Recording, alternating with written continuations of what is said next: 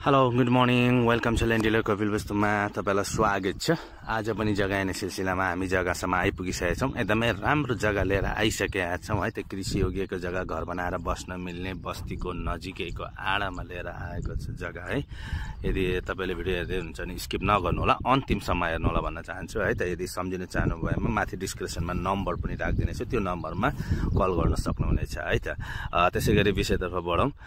जग्गाको चाहिँ क्षेत्रफलको कुरा गर्नुपर्दा चाहिँ तपाईँको हाम्रो जग्गा चाहिँ यो एउटा 5 कट्ठाको किता रहेको छ भने एउटा 11 कट्ठाको किता रहेको छ। हाम्रो यही जग्गा हो, बाटोको पुरै फेस रहेको छ बाटोमा। त्यसै गरी पछाडिको चाहिँ त्यो गहुँ लगाएको पट्टिया रहेको छ है।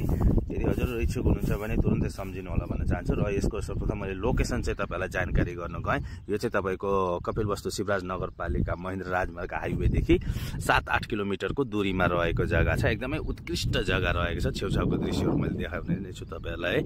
अगाडि ठुलो बाटोमा रहेको जग्गा है, गाउँको आडैमा रहेको जग्गा, एकदमै राम्रो जग्गा, उत्कृष्ट जग्गा लिएर आइसकेका छौँ एकदमै सस्तो मूल्यमा है। त यदि तपाईहरुले लिन चाहनुहुन्छ भने तुरुन्तै सम्झिनु भन्न चाहन्छु। र यसको मूल्यतर्फ पनि म बढे है। त यसको मूल्य चाहिँ प्रति कट्ठा 2,50,000 को दरले भन्नुभएको छ है जग्गा धनीले।